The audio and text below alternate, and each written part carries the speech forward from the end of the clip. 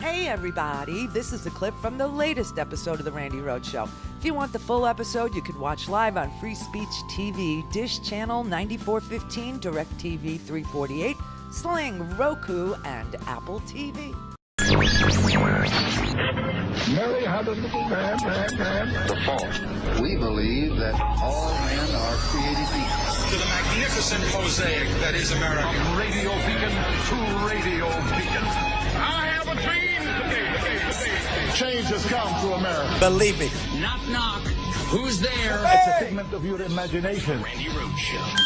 Turn up your Stand before you tonight, honored by your support, proud of the extraordinary progress we have made together over the last 4 incredible years, and brimming with confidence in the bright future we will build for America over the next 4 years.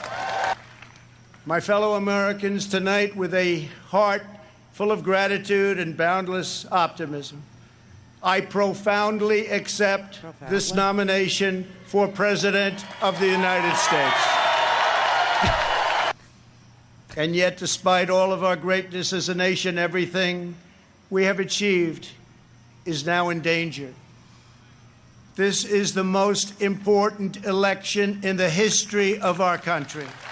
Joe Biden is not a savior of America's soul. He is the destroyer of America's jobs. And if given the chance, he will be the destroyer of American greatness. It's over, everybody.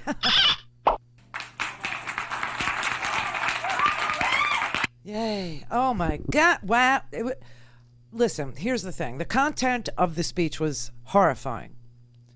But the way he delivered it was so boring. He was bobbling, what's the word? Bobbling, like a bobblehead between the two teleprompters. And it was very flat, the tone. If you're going to destroy the country, can't you at least have a little excitement about what you're... I mean, I don't know. It was the most...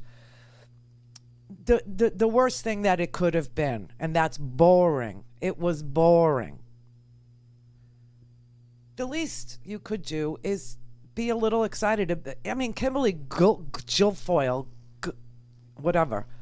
I mean, she went full Mussolini. They did end with Italian opera, and his name spelled out in fireworks. Did you see that? Anybody make it that? This was the longest acceptance speech in the history of the country. It was the longest. It was so flat. It was so boring. It was so long. It was so wrong. The fact checks were endless. I mean, I got a 20-page fact check in front of me. You don't need it, do you? You don't. Oh, my God.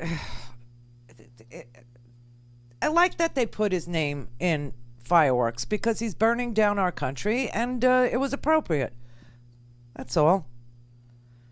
Perfectly appropriate for somebody who is literally blowing up our democracy.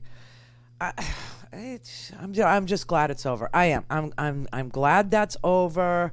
The amount of lies that were told it's like, I mean, if you I don't know what to say. I'm just so exhausted from it all. I'm just so exhausted. I feel like I don't know, Jacob Blake's father. Do you know what I'm saying? I feel like the family of Ahmaud Arbery. I feel we're just exhausted. Everybody in this country, we're just completely and utterly exhausted from this man. We're just completely and utterly exhausted from the tearing apart of our country, from the lack of justice in our country, from the lack of accountability for our president, from everything. I mean, and then on top of it, to have to sit through 70 minutes. That didn't begin until after 10 o'clock last night. I was like, okay, he's going to tell me there's a world that he lives in that exists for me, and I'm then going to have to compare it with what my lying eyes are showing me. I couldn't. Oh. And he couldn't speak last night. Somebody messed up the dosage of whatever it is he takes. I mean, I don't know what he snorts, smokes, drinks, shoots. I'm not sure. but the dosage was exactly backwards. It was really weird. He wanted to say he proudly accepts, and he said he profoundly accepts. He wanted to say something about resistance. He called it resilience. I mean, you talk about a gaffe machine. This was bad. My fellow Americans, tonight, with a heart full of gratitude and boundless optimism, I profoundly accept this nomination. You mean proudly, sir. You mean proudly. And we will end our resilience for bad things. We will go right after China. We will not rely on them one bit. He didn't know what he was saying. I'm telling you, he was reading it off of a teleprompter. Somebody had just put it up there. It was like he had seen this speech for the first time. It was bizarre. It was really bizarre. But you know what? Very few people watched. That's the thing. Even Fox News wouldn't cover this convention. You know, they're sitting there criticizing the way that CNN put up fact checks while Donald Trump was speaking, especially about COVID, right? Because, you know, he lied about it. Larry Kudlow made it sound like it was past tense. It's over. We had, and it's over. And then he talked about, we have the best testing.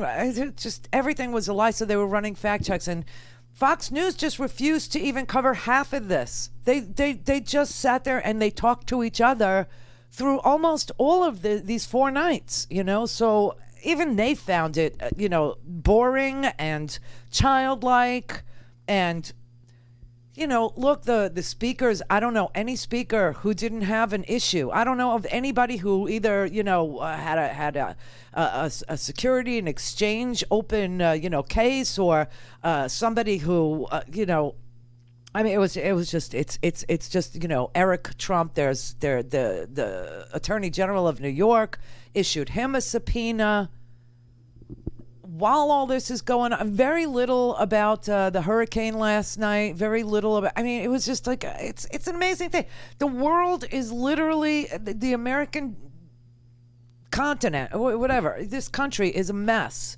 You had the Mets and the Marlins walk off the field last night. You have the NBA having meetings to figure out whether or not they want to play during the playoffs.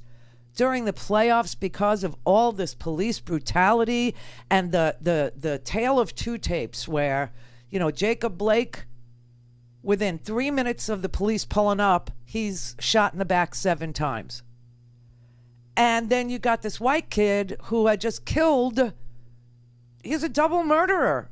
Okay, he killed 2 people, shot a 3rd, and is walking past the police with a long gun strapped around his neck with witnesses behind him screaming, that guy just killed 2 people. That guy right there, he just killed 2 people. And he's allowed to walk past the police who give him safe passage and go back to Antioch, Illinois, where they had to extradite him the next day. But I mean, this is why everybody is marching. They're marching because you just being a black man, and now we're finding out Jacob Blake apparently had a warrant out for his arrest. Some friend of his said that he had come into her house at 6:00 in the morning on May 7th, and they had relations, and then he took her credit card and her car keys and he left. So the next day she filed charges and there was a warrant, but the courts have been closed, so he couldn't do anything about the warrant. Okay, and so now it's unbelievable. So here is this man, Jacob Blake. Now the police didn't know any of this when they shot him, because they shot him within 3 minutes of arriving at the scene. There is no way, that they knew any of this, but they're now blaming him for being shot in the back 7 times. They're blaming him. But Eric Trump also has a subpoena, and there's Donald Trump is an unindicted co-conspirator. None of this bothers anybody. It's and that's why people are outraged. There was a march on Washington that went on today. It was extraordinary. There was social distancing. They were wearing masks. contrary to Donald Trump's presentation last night, where no one was tested and no one was wearing masks at a super spreader event.